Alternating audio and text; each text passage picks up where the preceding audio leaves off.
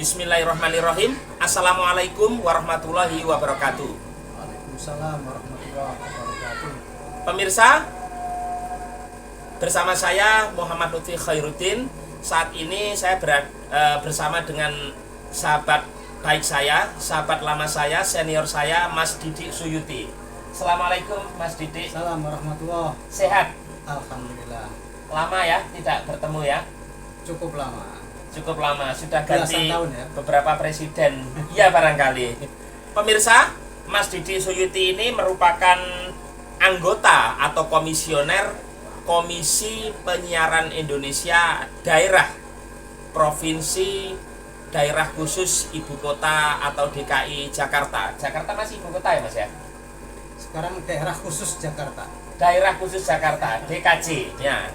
Nah, beliau ini adalah komisioner Komisi Penyiaran Indonesia Daerah Khusus Jakarta begitu, yang telah dilantik oleh Gubernur DKI Jakarta atau Gubernur Jakarta Bapak Pramono Anung pada hari Rabu tanggal 17 Desember tahun 2025 yang lalu Mas ya, bersama 6 komisioner lainnya selain beliau, yaitu Ketua KPID DKI Jakarta yaitu Ahmad Sulhi, kemudian yang kedua komisionernya namanya Luli Barlini, kemudian ada Ferry Opra Ferdinalsyah, kemudian ada Ananda Ismail, kemudian ada siapa ini? Ari Wahyudi Edimar ya.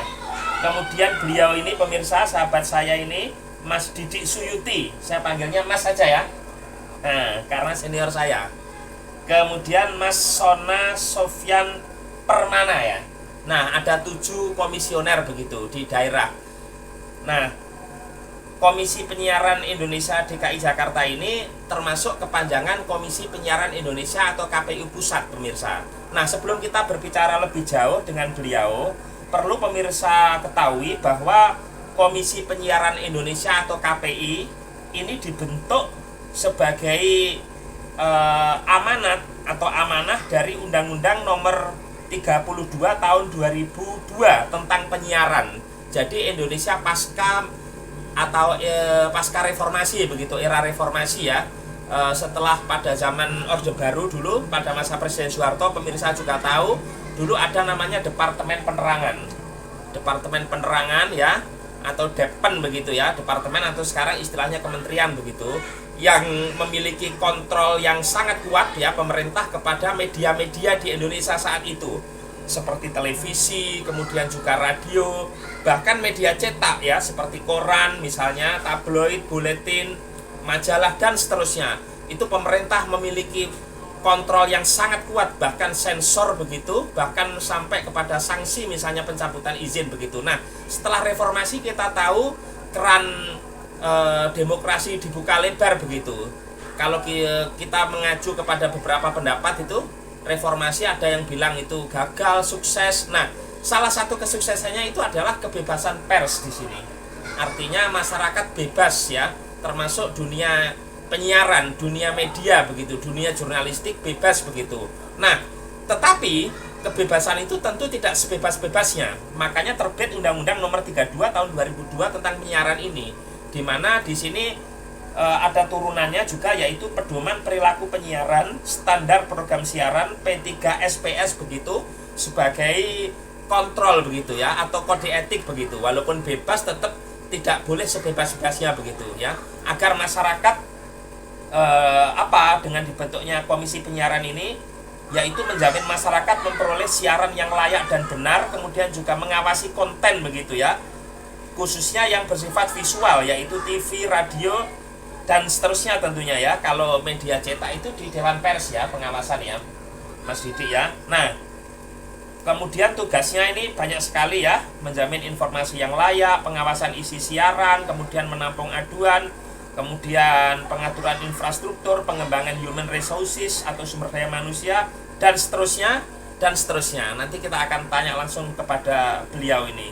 Oke, langsung saja. Mas Didik Suyuti, terima kasih sekali lagi atas waktunya di tengah kesibukannya di ibu kota ini ya. Nah, pertama tentu Mas Didik, masyarakat ingin tahu.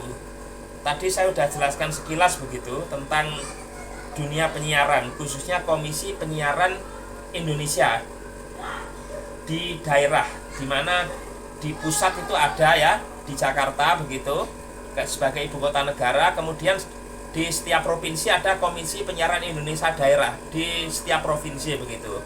Kalau di setiap kabupaten kota nggak ada ya. Monggo Mas Didik, apa itu KPI ini? Secara umum monggo dijelaskan. Terima kasih. KPI itu Komisi Penyiaran Indonesia, mandat dari Undang-Undang Nomor 32 Tahun 2002. Jadi ini mandat reformasi. Mandat reformasi. Mas Lutfi. Sekarang sudah 24 tahun. 24 Yang tahun. alhamdulillah undang-undangnya masih sama dan belum pernah ada pembaruan atau perbaikan. Jadi termasuk awet. Awet ya. Jadi tugasnya sebagaimana Mas Lutfi bilang tadi adalah menjamin masyarakat memperoleh produk penyiaran yang layak dan benar.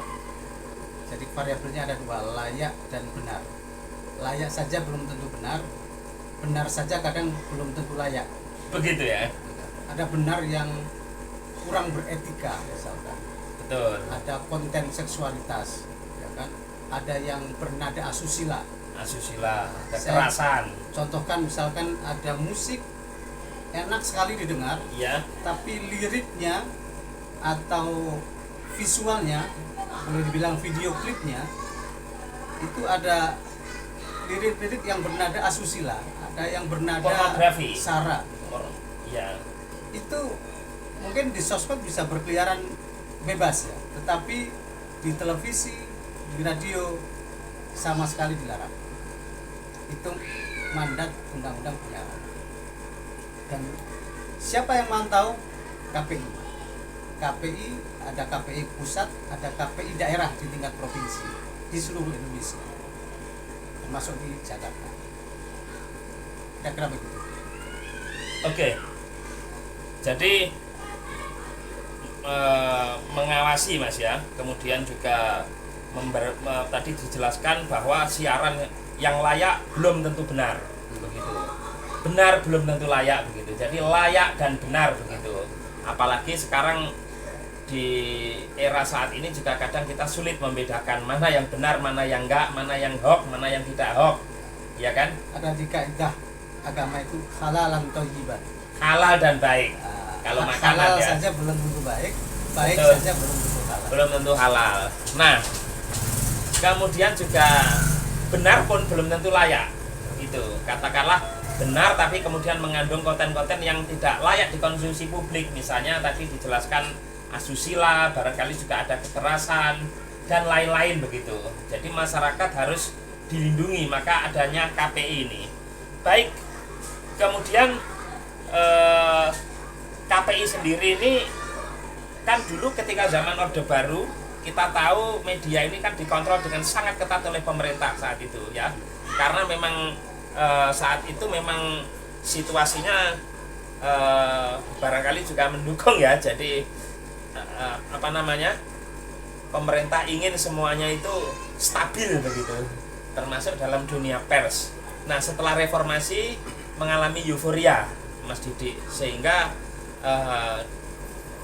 sebebas-bebasnya begitu. Nah, termasuk dalam dunia pertelevisian ini ya. KPI ini saya sebelum tanya lebih lanjut, objek pengawasannya itu siapa saja sih?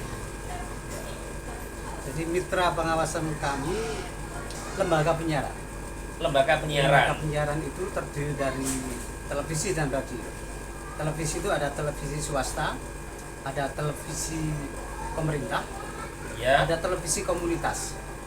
Oh, Sekarang ada lagi televisi berlangganan. berlangganan. Radio juga sama. Radio ya. Ini objeknya KPI. KPI. Dan perlu dijelaskan di sini bahwa KPI itu legalitas kelembagaannya adalah lembaga negara independen, Mas Lutfi. Maksudnya gimana ini lembaga negara independen? Kita bukan representasi pemerintah, tetapi kita lebih merupakan representatif yang mewakili suara, aspirasi, dan kepentingan masyarakat secara umum. Oh, mewakili masyarakat ya? Iya. Kalau di DPR mitranya dengan ini ya, komisi tentang penyiaran ya, komisi 1 ya Mas Budi ya. Komisi 1 DPR RI pemirsa yang membidangi pertahanan ya, defense, kemudian foreign, luar negeri, juga information, termasuk KPI ini ya. Mitranya di Jakarta sementara DPR masih pakai akronim abjad ya. Jadi komisi A. Komisi A. Kalau di DPRD itu ya, di Jakarta ini DPRD DKI ya, di Bonsireh Mas ya. Nah, Mas Didik, sekarang saya ingin Mas Didik tadi udah ini menjelaskan sekilas begitu tugas-tugas KPI ini Mas, termasuk wewenangnya ini. Monggo Mas dijelaskan Mas secara rinci. Di sini ada menjamin informasi yang layak misalnya, kemudian pengawasan isi siaran, kemudian menampung aduan. Nah, kemudian ada apa itu namanya, pengaturan infrastruktur ya, kemudian pengembangan SDM. Nah, di sini yang paling pokok apa ini untuk menjamin informasi yang layak itu? Apakah kemudian ketika siaran itu ada begitu, KPI ini bisa langsung jemput bola ketika ada masalah begitu, atau harus menunggu aduan misalnya dari masyarakat begitu? Dua-duanya jalan kita Mas Suci. Kita punya tim pemantau Ya, tapi kita juga membuka layanan aduan, hotline hotline ya. masyarakat. Kita punya namanya, tadi Mas Lutfi sudah sebutkan di awal, pedoman perilaku penyiaran dan standar program siaran, disingkat P3SPS. P3SPS Itu kitab suci kami, ya. dan tentu kitab suci bagi seluruh lembaga penyiaran. Itu turunan dari Undang-Undang Turunan dari Undang-Undang 32/2002 tadi Mas ya, tentang penyiaran. Jadi modal kami untuk mengawasi dan memantau lembaga penyiaran adalah P3SPS. Jadi di situ diatur pedoman perilaku penyiaran itu menyangkut orang-orangnya, menyangkut kru penyiaran, mereka juga harus paham itu. Ya. Lalu standar program siaran itu menyangkut kontennya. Ada standarisasi di situ. Seperti saya sampaikan di awal tadi ya, konten-konten yang mengandung kekerasan, konten-konten yang tidak melindungi privasi seseorang dalam tataran jurnalisme yang benar ya, itu kami pantau dan kami awasi.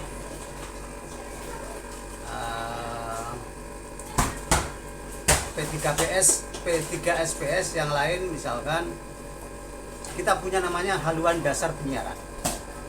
Jadi lembaga penyiaran di seluruh Indonesia memiliki mandat untuk satu, misalkan ya, mencerdaskan bangsa, Mencerdaskan kehidupan bangsa lah, bangsa. menjadi perekat sosial. Perekat sosial. Jadi lembaga penyiaran publik di Jakarta yang beroperasi atau di seluruh Indonesia yang kemudian konten penyiarannya memecah belah itu pasti dilarang. Oh ya. Jangan menunggu aparat yang lain. KPI akan turun lebih dulu untuk Mengandung unsur sara misalnya yang berpotensi memecah belah, membuat disintegrasi lah. Jadi itu kerangka besarnya. Itu tanpa harus menunggu aduan ya kalau yang demikian ya. Harus menunggu aduan. Oh. Yang penting alat buktinya jelas. Jadi ada konten tayangan yang misalkan mengagitasi atau memanipulasi atau berisi propaganda. Iya. Tentu dalam koridor yang merugikan masyarakat. Iya.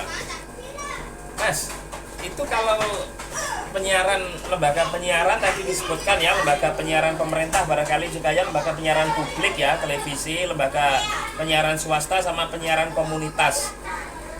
Kalau penyiaran publik ini contohnya apa misalnya? Lembaga penyiaran publik ini yang biasanya di kayak TVRI itu ya. Betul, ya. Kalau lembaga penyiaran swasta apa seperti TV swasta itu? Oh iya ya. Kemudian kalau lembaga penyiaran komunitas, Lembaga contohnya? penyiaran komunitas contohnya kalau di kita ada Binus TV punya kampus. Oh ya, Ada Gunadarma TV punya punya kampus. kampus. Ada lagi punya Ormas, ada lagi punya komunitas-komunitas yang lain. Iya. Itu ada aturannya masing-masing. Bahkan bebas sekarang ya. Ya. Itu di KPI datanya ada semua ya? Kalau perizinan segala macam di Komdigi. Ya. Jadi kami Oh, Kementerian Komunikasi dan Digital. Ya, perizinan di sana. Kalau untuk ini media seperti media sosial ya, kalau tadi kan media mainstream seperti kayak YouTube, Instagram, kemudian barangkali juga kalau kita bicara video kan juga ada di Facebook juga misalnya ya, kemudian di media sosial yang lain itu KPI bisa masuk nggak itu? Atau Ya. itu bukan lembaga penyiaran itu? ini yang sedang diperjuangkan agar masuk dalam revisi undang-undang penyiaran. Pak Lutfi. Karena apa? Sekarang era berubah, ya kan? Disrupsi makin luar biasa. Ya. Jadi yang bisa memberikan informasi cepat bukan hanya lembaga penyiaran, ya kan? Tetapi sosial media sudah jauh lebih cepat, bahkan lebih lengkap. Tetapi yang menjadi istimewa lembaga penyiaran adalah dijamin akurasinya. Oh iya iya iya. Kalau Mas Lutfi dapat informasi tentang perkembangan politik terkini Timur Tengah misalkan dari Ya. sosial media, itu saya nggak yakin akurat. Belum tentu benar. Kebenarannya sangat tidak dijamin. Oh iya. Ya. Bisa jadi itu AI, ya kan? Betul. Bisa jadi Artificial produk intelligence. propaganda yang memang sengaja disebarluaskan melalui sosial Iya, media sudah didesain lah. Enggak orisinil sudah. dalam rangka cyber sekarang Betul. modelnya begitu, Cyber. ya, digital war begitu. Jadi Perang media. tugas kita sebagai masyarakat konsumen informasi dari sosial media jauh lebih berat untuk mengkurasi itu dibanding kita misalnya dapat informasi dari Kompas TV, dari CNN, dari TV lembaga One, penyiaran. TV, iNews Nah, itu misalnya. kebenarannya RCTI dan dapat seterusnya lah. dipertanggungjawabkan. Karena lembaga penyiaran publik. Ada proses-proses edit internal. Betul. Ada proses-proses kurasi Artinya data. bisa dan dipertanggungjawabkan Mas ya, akurasinya ya. Itu. seterusnya. Maka tontonlah TV, dengarlah radio. Kalau mau dapat informasi yang terkurasi. Tapi ada kata sudah penyiaran publik masih hoax. Itu tugas KPI ya. Betul. Oke, saya ini mengalir saja pemirsa ya. Kalau untuk ini Mas, misalnya ini sebuah lembaga penyiaran publik misalnya terbukti menyiarkan yang tidak layak dan tidak benar begitu. Nah, di sini KPI itu misalnya menindaklanjuti misalnya entah itu jemput bola atau ada laporan atau aduan, itu apa konsekuensi logisnya itu? Misalnya seperti KPI apa berwenang misalnya semacam memberi sanksi ya, dan tahapan-tahapannya seperti apa, Mas Didi? Ya di undang-undang penyiaran diatur ya. Ya. Jadi ada alur pengawasan. Kami punya alur begini, jadi ada aduan dari masyarakat atau temuan dari tim kami. Nanti kami verifikasi. Ada 3 tahapan verifikasi. Verifikasi awal adalah verifikasi data. Yang kedua verifikasi kebenaran pelanggarannya, merujuk kepada pasal-pasal ketiga SPS, lalu dianalisis didalami adakah bobot pelanggaran yang lain menyangkut pasal-pasal yang lain, misalkan pasal-pasal tentang perlindungan anak, pasal-pasal tentang perlindungan privasi dan seterusnya. Jadi baru di akhir itu setelah kemudian kita nilai pelanggarannya betul-betul Serius? A1, A1 maka valid. kita lakukan tindakan. Oh, kalau misalnya itu mengarah ke sifatnya pidana ya nanti meneruskan ke penegak hukum gitu ya. Bukan ranah KPI ya kalau untuk pidana misalnya. KPI juga punya kewenangan, satu, memberikan sanksi administratif, Oh, berupa teguran dan seterusnya, iya, lalu memberikan sanksi penghentian sementara program siaran iya. kalau itu dianggap fatal, lalu bisa juga melakukan penghentian tetap Oh, program siaran permanen. permanen. Yang terakhir bisa merekomendasikan ke Komdigi untuk mencabut perizinan. KPI sendiri nggak bisa berwenang apa mencabut. Kita karena bukan lembaga negara. Oh iya iya iya iya. Kita bukan Hanya merekomendasi ya. bukan representatif pemerintah. Iya. Bisanya hanya merekomendasi ya kepada pihak kementerian selaku pemerintah begitu. Nah, Mas Didi, barangkali kita bicara kasuistis lah ya. Oke. Ini walaupun panjenengan Mas Didi ini baru saja ya. Ini berapa bulan Mas sejak dilantik sampai sekarang ini? Atau berapa hari itu sudah? Ini bulan 17 Desember, sekarang bulan April ya. bulan keempat ya. Tapi efektif kita 3 bulan. Jadi di awal Januari kita ada transisi. Jadi transisi pembenahan di dalam, konsolidasi dan seterusnya. Iya. Ini baru pertama ya menjabat ini. Jabatannya kalau saya lihat 2025 sampai 2028. Hanya 3 tahun memang. 3 tahun. Kenapa tidak 5 tahun? Itu memang undang-undangnya memang 3 tahun. 3 tahun. Oh, Kalau tanya itu kenapa 3 tahun, tanya pada pembuat undang-undang. DPR. Iya iya iya. Pengennya 5 tahun juga ya, Iya. biar lebih lama gitu. Nah, Mas, apa namanya? Komisi Penyiaran Indonesia ini tentu masyarakat kan tidak banyak tahu ya. Makanya penting ini dialog ini supaya masyarakat itu tahu dan paham. Sampai minum kalau. Oh iya ya, saya minum dulu ya. Kita minum dulu. Jadi minum ini apa? Minum air ya, penting ya. Air sumber kehidupan. Nah, Mas, kita lanjut bahwa jenengan 3 bulan sudah menjadi komisioner, salah satu komisioner begitu ya di KPID DKI Jakarta. Saya sebutnya gitu aja lah. Masyarakat menganggap Jakarta masih ibu kota kan ya, belum IKN ya. Nah, itu kasuistis, kita bicara kasuistis. Sudah berapa misalnya kasus, berapa laporan begitu yang sudah ditangani KPI selama Mas Didi atau panjenengan menjabat ini? Karena kita tahu walaupun ini Komisi Penyiaran Indonesia daerah, tapi posisinya sangat strategis dan bersinggungan langsung, yaitu di Jakarta, di ibu kota Jakarta, yang dimana di sini juga ada KPI pusat begitu.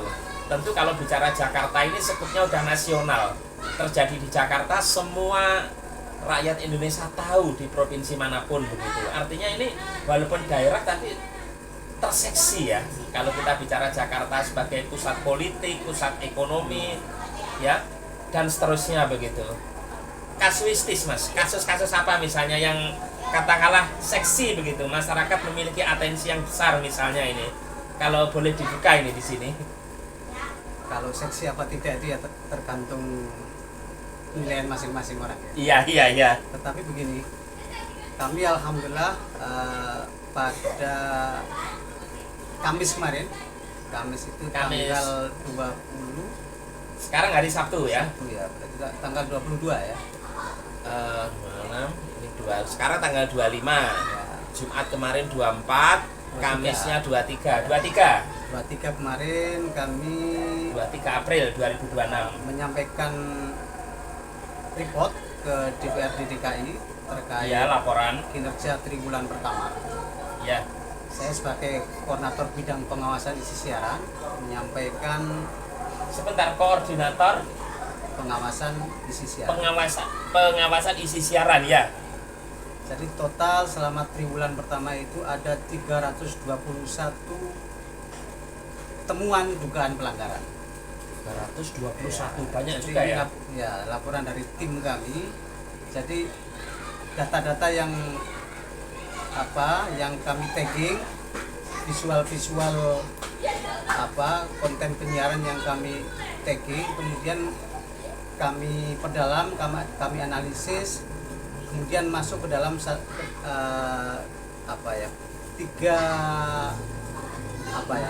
tiga pendekatan. Yang pertama, kalau kita anggap lemah, alat buktinya lemah, bentuk pelanggarannya, maka tidak kita lanjutkan. Tapi kalau yang kemudian itu kita anggap kuat, kita lanjutkan. Nah, yang kita lanjutkan ini ada 321 temuan. Oh, Jadi ada lumayan banyak. itu mohon maaf, itu dari tim apa aduan atau campur ini? 300 Dua-duanya. Oh, dua-duanya. Itu yang dilanjutkan ini yang 321. Lebih banyak dari itu sebenarnya ya. Ya. Terus Jadi ada macam-macam. Jadi kami juga secara umum masalah apa aja itu, Mas?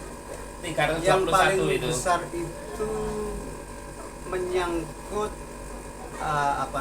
perlindungan privasi, Perlindungan privasi, lalu pelanggaran jam tayang. pelanggaran jam tayang. Dalam begini, begini ada konten-konten yang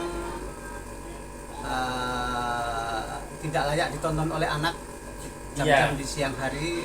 Betul. Itu Harusnya malam hari lah ya. Ada banyak. Banyak ya. Nanti datanya bisa saya kasih ke Mas Lutfi. Termasuk yang sifatnya kekerasan juga. Ya. Kayak yang baru-baru ini kami proses adalah ada tayangan televisi sesungguhnya itu program iklan. Iya. Jadi memasarkan produk tertentu. Yang kami proses itu adalah produk alat kesehatan yang dipasarkan. Iya. Tapi konsepnya ada narasumber, ada testimoni Iya. pasien dan seterusnya. Ada beberapa hal yang kami garis bawahi. Pertama, alat kesehatan yang dipromosikan di media televisi itu Iya. ternyata kami lihat dan kami cek secara resmi ke Kemenkes belum memiliki izin edar. Nah, aturan mainnya segala macam produk yang ditayangkan di televisi Ya. itu harus sudah punya alat edar. Harus punya izin edar. Dan itu dicantumkan. Ini penting kan sebagai bagian dari pelindungan konsumen. Betul. Itu yang sedang kami proses. Lalu ada juga yang ya ini relatif banyak kasus serupa, tapi sempat kami kemarin memanggil produser iNews TV. Ya, Menarik ini. ya ada kasus yang kami lihat memang ada pengulangan, ada beberapa kali pengulangan dalam pengertian ada pelanggaran yang sama yang kami merasa perlu untuk memberikan teguran secara langsung begitu. Jadi ada satu program di iNews TV talk show, ya live talk show. Itu kemudian salah satu narasumbernya memperagakan adegan seksual. Oh, tadi disebut iNews, Mas. Boleh disebut juga mungkin programnya. Kalau itu memang sudah menjadi objek penanganan KPI kan nggak apa-apa ya, publik tahu. Ya, Atau gimana? ada salah satu program live talk show. Oh gitulah ya. Iya ya. Terus intinya gimana? Ya, kemudian ada pertemuan, kami lakukan klarifikasi dan kemudian kami akhiri dengan sama-sama menandatangani berita acara mengenai apa yang kita bicarakan.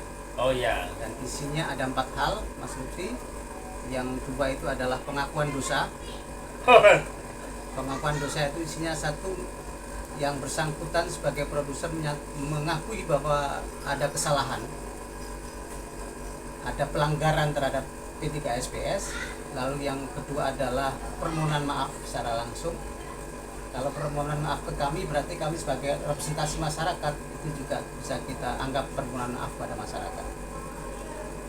Lalu poin ketiga adalah tindakan. Jadi tindakannya yang kami cantumkan di berita acara dan sudah disepakati sama produser. Produser secara mandiri langsung melakukan skorsing kepada narasumber yang bersangkutan. Skorsing dengan cara tidak lagi diundang di acara yang serupa. Oh gitu. Sebagai bentuk punishment. Betul, hukuman, Kami tidak bisa langsung sanksi. menskorsing narasumber, tapi itu adalah kewenangan Lembaga penyiaran lembaga tersebut. penyiaran. Tetapi kami menggarisbawahi itu agar lembaga penyiaran melakukan dengan tegas. Oh, Lalu yang ketiga berupa rekomendasi. Yang keempat, Sir. Yang keempat. berupa rekomendasi kami kepada lembaga penyiaran yang bersangkutan untuk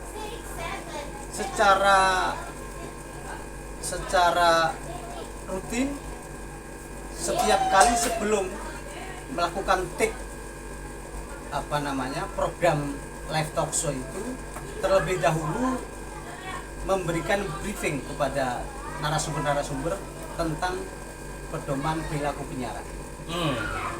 Jadi kata-kata maaf, bodoh, kata-kata tolol atau menjelek-jelekkan personal narasumber yang lain itu tidak boleh dan tidak layak disampaikan di depan layar televisi. Iya. Kalau di tempat Di diskusi muka lain, publik lah. di tempat diskusi lain yang offline monggo itu bebas saja. Betul, karena ini di publik ya, ditonton publik. Itu tadi kembali ke awal. Iya. Tugas kami KPI adalah menjamin masyarakat mendapatkan tontonan yang layak Dan benar. dan benar. Iya. Dan tentunya juga sesuai segmentasi Mas ya. Betul. Ini tontonan anak-anak, ini misalnya dewasa, jangan sampai kemudian juga jam tayang tadi dilanggar misalnya. Nah, tadi saya tertarik ini untuk mengulik yang kasus yang terakhir nih tadi, yang saat ini itu ditangani KPID DKI Jakarta Mas ya. Iya, betul. Nah, itu kalau singgungannya dengan KPI pusat gimana itu? Artinya kan KPI pusat juga di Jakarta, KPID di Jakarta ini kan kepanjangan KPI pusat. Tapi sama ya sesungguhnya ya. Ya sama, karena kan yang Kalau kita melihat TV-TV nasional kan letaknya semua di Jakarta ini. Itu gimana pembagian, misalnya ini ada kasus yang ditangani pusat tuh misalnya apa yang kemudian skopnya lebih nasional, lebih luas jangkauannya kalau Jakarta atau gimana Mas? prinsip pengawasan itu tidak saling bertabrakan, Mas Lutfi. Oh gitu. Apalagi kitab suci kita sama. Makin banyak yang ngawasi kan makin baik. Iya. Jadi kita dengan KPI pusat saling cek and recheck. Termasuk begini misalkan pada beberapa ya kemudian KPI pusat sudah melakukan tindakan terlebih dahulu ya kami tinggal kemudian menguatkan. Tapi pada beberapa hal juga kami melakukan teguran lebih dahulu baru KPI pusat. Jadi ya saling menguatkan, makin banyak yang mengawasi, cek and recheck, Semakin bagus. makin baik untuk masyarakat. Iya. Artinya nggak sampai berebut kasus gitu ya. Antara KPI pusat dengan KPI DKI Jakarta. Kalau satu lembaga penyiaran dapat surat cinta dari KPI pusat dan dari KPI di Jakarta kan nggak ada masalah. Iya. Yang pusing KPI ini lembaga penyiarannya itu. Karena kitab sucinya sama, Iya. alat pantaunya sama, ya pasti tidak ada tabrakan, tidak mungkin ada gesekan. Betul. Tapi walaupun independen, karena ini juga amanah undang-undang Mas ya, KPI ini, maka tentu makanya ini dialog ini penting supaya masyarakat juga tahu ya. Nah, Mas Yudi tadi disampaikan bahwa KPI itu tadi akhirnya gimana Mas? Yang kasus yang tadi itu hanya rekomendasi begitu ya, tidak ada sampai penjatuhan sanksi ya?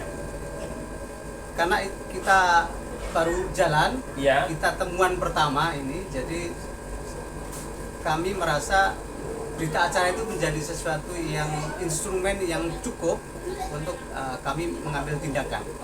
Jadi berita acara itu menjadi dokumen resmi kami. Kalau kemudian ada pelanggaran serupa lagi sampai yang ketiga kali, boleh jadi kami akan meningkatkan tindakan. Misalkan ya bukan hanya teguran tertulis, tetapi sanksi penghentian sementara program siaran. Boleh jadi begitu. Jadi dari akumulasi berita acara Itu sudah pernah dilakukan KPI? Kalau KPI Atau pusat sering? Oh KPI pusat ya? sering. Saya belum membaca ya produk dari teman-teman komisioner KPI dia sebelumnya, Iya. ya, tetapi saya rasa itu ya pasti ada yang pernah. Mas, saya ingin ini loh. Saya ingat mungkin Mas Yudi sebelum menjadi komisioner ya, yang kasus yang kemarin itu loh, yang kemudian menyinggung salah satu kiai atau ulama di sebuah pesantren di Jawa Timur itu Mas Didik. Itu kan kemudian ada laporan juga itu ya ke KPI ya. Itu kan Bukan hanya laporan, demonstrasi. demonstrasi. Nah, tapi kalau sudah dalam tanda petik ya, walaupun itu ditemukan pelanggaran lah misalnya, tapi kemudian antara yang mengadu dengan teradu sudah terjadi mediasi, maaf itu apa ya, juga berpengaruh bagi KPI misalnya untuk tidak melanjutkan rekomendasi atau sanksi misalnya, toh sudah damai misalnya dalam kasus yang tadi saya sampaikan itu misalnya, yang menyinggung seorang ulama di salah satu pesantren misalnya, siaran dari televisi, penyiaran publik itulah, KPI masyarakat tahu sudah. KPI kepanjangan tangan masyarakat. KPI adalah representatif dari suara masyarakat. Tetapi kerja KPI tidak semata-mata untuk memuaskan masyarakat. Oh ya, Kita ada point of view-nya, ya. Kita ada kacamata pandangnya, ya. Yang tadi P3SPS. iya ya, Kan, ya. itu sucinya itu. Iya, cara kerja kita, pola kerja kita, disiplin kerja kita ya berdasarkan P3SPS itu. Jadi apapun yang terjadi antara tadi disebut pengadu dan yang teradu ya itu urusan mereka, tapi urusan kita ya tetap. Oh tetap ya, artinya tidak terpengaruh walaupun sudah terjadi mediasi ya. Betul. Kita kalau kami apa ya mengedepankan prinsip profesional, imparsial dengan apa namanya dengan pihak-pihak yang pihak yang berkonflik, yang bermasalah ya, dan independen juga lah tentunya selain imparsial ya. Nah, Mas, kalau untuk yang jadi mohon maaf yang kemarin itu ya misalkan pihak produser, pihak lembaga penyiaran sudah minta maaf secara tertulis, bahkan datang langsung ke pesantren yang tersebut ya. Kan. Tapi kan proses sanksi tetap jalan. Oh, begitu ya. Kemarin yang saya ingat, saya belum komisioner waktu itu ya. Belum kayaknya. Tapi yang saya ingat sanksinya adalah penghentian sementara atau penghentian tetap. Program yang dimaksud sudah tidak dilanjutkan lagi. Iya. Nah, itu KPI. Itu misalnya ini programnya dilanjutkan gitu. Apa itu konsekuensinya itu? Artinya putusan KPI tidak dipatuhi misalnya oleh sebuah lembaga itu. Yang langsung pasti ya sanksi sosial ya. Iya. Sampai pencabutan izin mungkin? Bukan, maksudnya begini. Yang pertama, kalau program itu dilanjutkan, sanksi sosial. Berarti kan masyarakat akan memberikan penilaian langsung. Oh iya. Sampai segini. Ya. Itu soal konsistensi. Distrust lah ya. Soal kejujuran, ya kan. Iya. Tapi kalau toh misalkan bikin program itu dianggap masih punya pangsa pasar, ya tinggal bikin program yang serupa tapi yang lebih baik. Oh iya. Apalagi kalau nanti sampai kemudian masyarakat itu sinis, sentimen, kemudian juga karena kita bicara media, korporatnya ini kan pemasukannya, income-nya dari iklan. Kalau nggak ada iklan kan juga bisnisnya nggak jalan ya Mas ya. Jadi kembali ke masyarakat intinya. Ya. Dalam hal ini KPI tentu sebagai regulator dari ada hukum undang-undang pasar penyiaran. Juga. Ada hukum pasar yang berjalan. Oh iya, hukum pasar itu. Atau hukum sunatullah ya kalau dia bahasa agama ini. Gitu. Nah, menarik sekali nih Mas Didik pembicaraan kita ini tentang komisi penyiaran ini. Nah, selama ini yang sudah sampai direkomendasikan misalnya ke Komdigi misalnya untuk pencabutan izin, barangkali juga ada yang ini Mas, setahu Mas itu, walaupun sebelum Mas misalnya menjadi komisioner Mas Didik juga nggak apa-apa, atau diteruskan ke yang sifatnya pidana misalnya ke penegak hukum, itu ada Mas di dunia penyiaran ini, atau kemudian sudah berhenti di KPI itu. Kalau media cetak kan tentu Dewan Pers ya. Nah, itu ya mungkin apakah kalau dilihat riwayatnya ke belakang karena kita sudah 24 tahun berdiri. Iya, gimana? Ya, mohon diketahui Mas Lutfi, KPI itu berdasarkan amanat undang-undang penyiaran itu dari 2012. Tapi 2012 itu baru KPI pusat ya. Iya. Kalau undang-undangnya sendiri 2002, tapi KPI 2002 maaf. 2002 itu KPI pusat. Sementara pada masa Presiden Megawati Soekarno Putri ini. Sementara KPI di tingkat provinsi ini adanya baru 2012. Oh iya. sebagai kepanjangan KPI pusat. Ya, dengan yang saya ingat ya, kewenangan-kewenangan yang terbatas gitu ya. Terbatas. Kalau KPI di era-era awal luar biasa bertaring karena punya kewenangan sampai pada level perizinan, ya kan.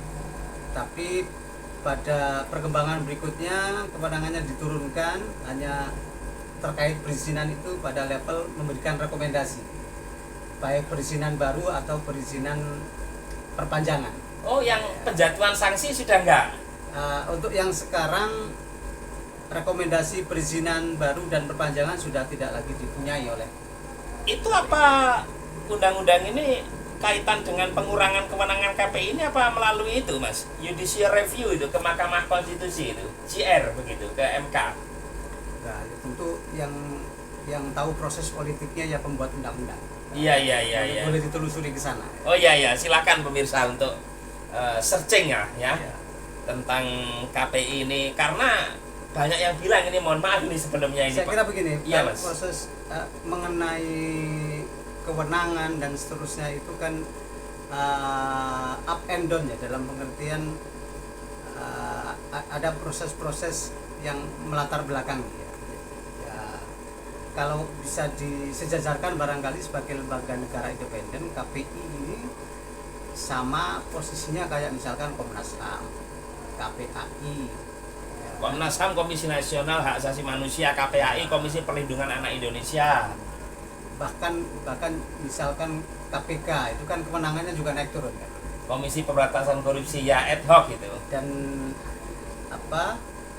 legislatif lah sebagai membuat undang-undang yang kemudian punya otoritas, Ya, punya kewenangan untuk apakah diperluas kewenangannya atau Kewenangannya. dipersempit dan seterusnya. betul, legislatif pihak parlemen lah. dalam Catatan hal ini. kami Mas Lutfi, era disrupsi ini menjadi kebutuhan yang sangat mendesak, sangat urgen terkait undang-undang penyiaran untuk segera diperluas kewenangannya, bukan dipersempit. Kenapa? Karena menyangkut bagaimana kita bangsa Indonesia menjaga masyarakat Indonesia secara keseluruhan dari pengaruh-pengaruh informasi hoax, informasi AI yang kemudian membuat kita toksik Toksik, dan racun dan seterusnya. Siapa lagi itu? kalau bukan KPI. Kalau bukan Terutama apa pengawas kewenangan penyiaran. yang menurut Mas Didik perlu untuk KPI diperluas kawasan itu? untuk kewenangan untuk mengawasi platform digital. Oh, Karena media sosial. betul, karena Jadi tidak hanya TV radio, objeknya diperluas. mereka jauh lebih menginfiltrasi masyarakat melalui smartphone, melalui gadget. Betul. Anak-anak Ponsel, di kamar iya. pribadinya bisa melihat apapun, bisa mendengar apapun, baik itu visual maupun audiovisual. Tanpa pengawasan KPI. Bukan begitu. Yang seperti kita diskusikan di awal, Iya, kelayakan dan kebenarannya tidak ada yang menjamin. betul. Ya kan? Akurasinya tidak dijamin A1. Dan itu Valid. kajian ilmiahnya sudah banyak, kajian psikologisnya sudah banyak, bagaimana sosial media betul-betul merusak mental anak-anak, betul-betul menjadi informasi yang sangat disruptif, ya. Masyarakat tidak lagi punya waktu bahkan untuk memilah-milah mana informasi yang baik, mana yang dibutuhkan, dan mana yang mereka sudah betul-betul terperosok di dalamnya. Iya. Semakin repot nanti KPI, kayak channel-channel YouTube misalnya, kayak channel kita ini yang edukatif. Kalau di luar Tidak harus KPI. Kalau misalkan Iya. legislatif, DPR punya inisiatif untuk mendirikan lembaga baru yang khusus mengawasi platform digital, is oke. Tidak harus KPI. Oh, tidak harus KPI. Yang penting poin kami adalah platform digital harus diawasi. Artinya ini mengkhawatirkan betul ya Mas Didik ya, emergensi lah ya. Betul. Iya. Bahkan kalau kita bicara media mainstream seperti objek pengawasan KPI kayak TV apalagi radio ya, sekarang masyarakat sudah jarang itu. Kalaupun tahu itu TV juga lihatnya juga di ponsel ya, di gadget, di apa lamanya iPhone dan seterusnya itu. Nah, terus kewenangan apa lagi yang menurut Mas selain objeknya diperluas yang KPI perlu? Nah, misalnya kayak memberikan sanksi juga barangkali atau bagaimana? Atau sudah cukup dengan undang-undang yang saat ini kewenangan KPI sudah memadai itu, Mas? Yang terpenting itu ya, jadi poin kami adalah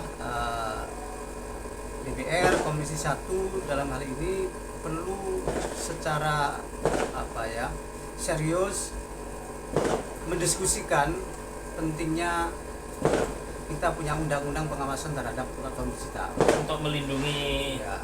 ini ya, Kalau terkait masyarakat ya. Terkait poin lain secara kelembagaan KPI, kami merasa juga perlu diperkuat dalam pengertian begini. Sekarang ini KPI ini kan merupakan lembaga negara independen, amanat undang-undang, tapi kami secara operasional masih 100% di backup oleh pemerintah provinsi. Jadi ada dua hal yang nggak sinkron sesungguhnya kan. Ya, di backup provinsi ya. Ya. Dan dilantik juga kan oleh kepala daerah ya. Iya, seharusnya sama halnya dengan KPU misalkan. Ya. Punya sekretariat jenderal di tingkat pusat yang kemudian bisa mengelola kelembagaan sampai ke bawah. Iya, KPUD ke bawah. Ya, kan KPU di tingkat provinsi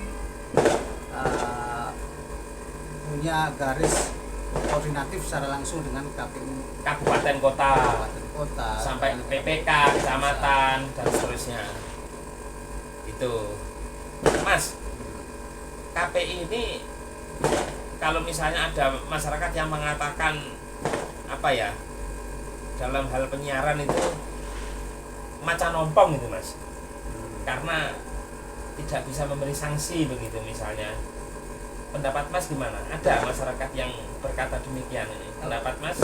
Kalau yang saya contohkan tadi, kita sudah memanggil produser lembaga penyiaran, kita klarifikasi, mereka mengaku bersalah, mohon maaf, dan kemudian melakukan tindakan yang tegas terhadap pelaku pelanggaran. Saya kira tidak ompong.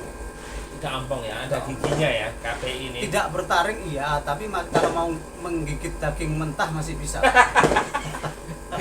Tapi gigi yang lain masih punya lah ya. Masih punya. Gigi seri, gigi geraham misalnya ya. Ya. Nah. Oke. Kemudian apalagi kalau kita bicara KPI ini Komisi Penyiaran Indonesia. Jadi apapun siaran begitu menjadi objek KPI ya, Mas ya. Iya.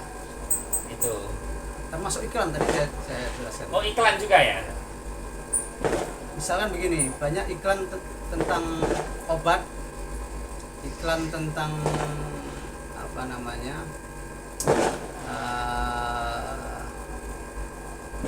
contoh obat lah, obat dan makanan misalkan ya.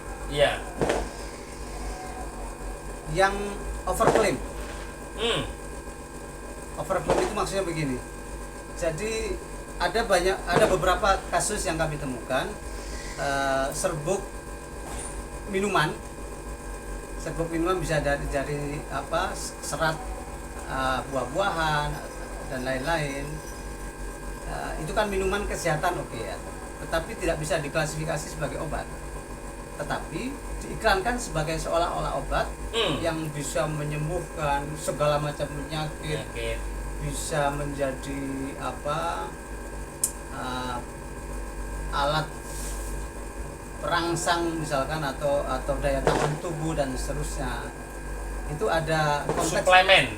Itu ada konteks overclaimnya karena tidak sesuai dengan substansi yang diiklankan. Iya, nggak sesuai, dilebih-lebihkan, hiperbol lah. Itu kami kaji juga terkait izin edarnya, izin dari BPOM-nya. Betul. Kalau itu BPOM. mereka tidak mengantongi, tentu langsung bisa kita tindak. Betul. Dengan kita juga berkoordinasi dengan BPOM. Oh iya. Jadi berdasarkan data, berdasarkan alat bukti yang kita punya, kita sampaikan ke BPOM. BPOM bisa punya langkah lebih lanjut yang jauh lebih mengeksekusi, misalkan betul, kepada produsen yang bersangkutan minta tarik seluruhnya dari peredaran. bisa ya? Bisa. Nah, Mas, kita bicara wewenang KPI ini kan ada 3 ya Mas ya. Yang pertama ada penetapan standar ya siaran, kemudian termasuk memberikan ada sanksi juga di sini walaupun sifatnya rekomendatif ya. Bukan. Oh bukan. Sanksi penghentian sementara program siaran itu sanksi langsung. Oh langsung ya. Bukan rekomendasi. Sampai penghentian tetap permanen. Salah. Oh, tapi pencabutan izin kan tidak ya? Itu Komdigi, Kementerian Kementerian Komunikasi dan Digital. Kemudian kerjasama dalam hal ini koordinasi seperti tadi dengan beberapa instansi. Kalau misalnya penyiaran izin ya dengan Komdigi, misalnya penegak hukum, kalau itu pidana penegak hukum, misalnya kepolisian kejaksaan. Kemudian tadi kalau sifatnya kayak iklan, misalnya kaitan izin edar tidak sesuai dengan substansi ya BPOM. Jadi luas sebenarnya ya. Ya. Yang pokoknya yang terkait siaran pokoknya di sini. Nah, kemudian sebagai close ini Mas, ini Siap. nggak terasa ini ya, dialog kita ini sesungguhnya butuh waktu yang sangat panjang, tapi tentu kita sudah menangkap poinnya. Minimal masyarakat sudah tahu bahwa di negara Kesatuan Republik Indonesia ini ada Komisi Penyiaran Indonesia. Ini penting untuk diketahui bahwa sebuah lembaga penyiaran tidak boleh seenaknya begitu ya, memberikan siaran-siaran yang tidak layak, tidak benar misalnya kepada masyarakat, apalagi di era demokrasi, di era kebebasan yang saat ini luar biasa begitu. Nah, saya ingin tanya kendala-kendala Mas, tantangan yang dihadapi KPI itu apa? Apalagi di negara seluas Indonesia dengan era saat ini media sosial juga penyiaran yang begitu bebas, begitu luas begitu. Tantangannya apa ini yang dihadapi KPI ini? Apakah misalnya kalau tadi kan kewenangan ya misalnya, apakah kemudian SDM kah atau seperti apalah? Monggo. Tantangan. Bukan tantangan KPI secara khusus ya, tapi tantangan dunia penyiaran secara umum. Kita sedang mengalami proses kalau bisa dibilang degradasi ya. Jadi Iya. teman-teman kita lembaga penyiaran itu baik yang besar terlebih yang kecil ini sedang survival, sedang berjuang untuk tetap bisa bertahan di dunia industri penyiaran. Eksis. Ya, jadi ruang-ruang digital, platform digital demikian masif ya. Orang lihat TV tidak lagi harus punya TV kan. Iya. Cukup dengan Ya. ponsel itu, Jadi- iPhone. Jadi itulah antara lain dalam rangka yang kami sampaikan tadi adalah masukan agar platform digital juga bisa diawasi, di samping menyangkut bahaya ke generasi muda tapi juga menyangkut keseimbangan bisnis ya kan, agar lembaga penyiaran juga bisa survival, bisa bersaing secara sehat. Betul, berkompetisi dengan lembaga penyiaran lainnya. Betul. Mas, ini yang paling akhir sekali ini. Katakanlah misalnya masyarakat melihat ada penyimpangan, ada yang nggak sesuai, mengandung konten-konten yang dalam tanda petik lah, misalnya tadi dikatakan tak asusila, pornografi, pornoaksi, kekerasan dan seterusnya, yang intinya tidak layak misalnya. Itu kan selama ini juga tidak tahu kalau ada KPI. Ini harus lapor kemana kan begitu. Kalau dulu negara langsung bisa mengcover melalui Departemen Penerangan pada masa Orde Baru, pada masa Presiden Soeharto. Nah, itu masyarakat kalau misalnya di KPI begitu kan adanya di pusat sama di tiap provinsi. Mekanisme pelaporannya seperti apa, Mas Didi? Bisa melalui apapun. Ada kanal aduan resmi ya. Ya. Di KPI pusat itu bisa dicek nanti di website-nya. Iya. Tapi juga saya kira kami sebagai yang dikasih amanat, dikasih mandat untuk mengawasi televisi juga punya kewajiban untuk menerima, untuk menyerap apapun aduan dari masyarakat. Jadi aduan tidak hanya lewat hotline resmi, jadi lewat komisioner, lewat KPI pusat, personel lewat tenaga ahli KPI pusat. Saya kira sangat terbuka.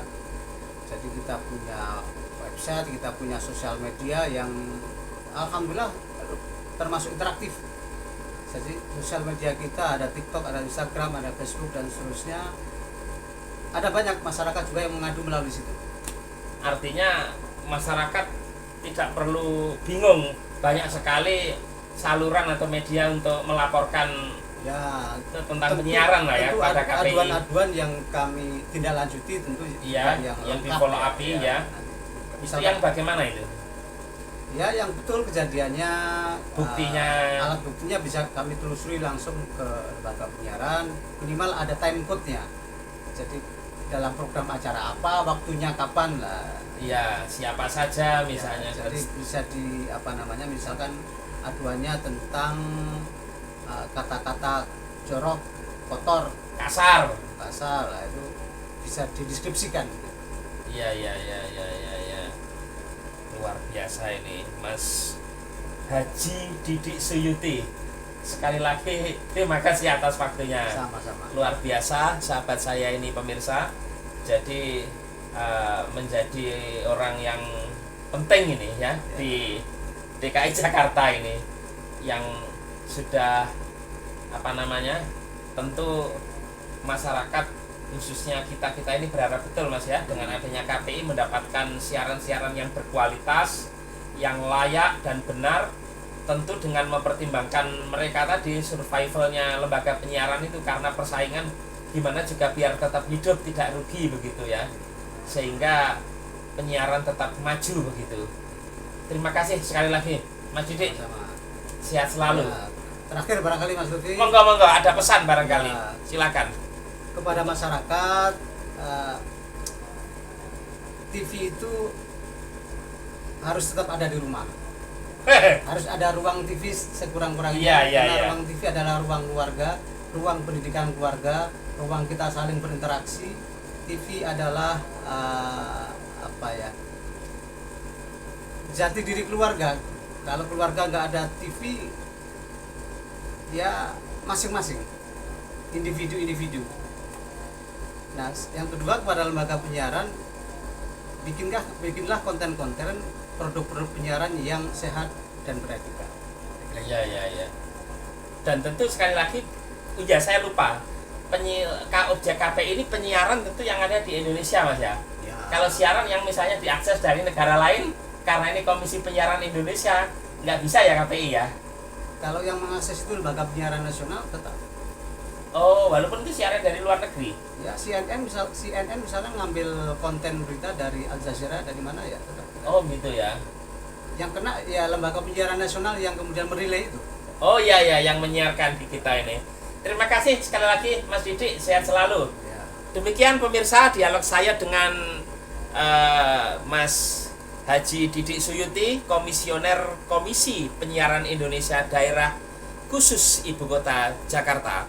Semoga bermanfaat.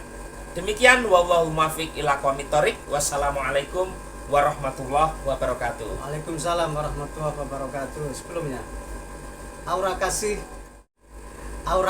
beli TV di Jam Saren. Terima kasih Mas Lutfi yang keren.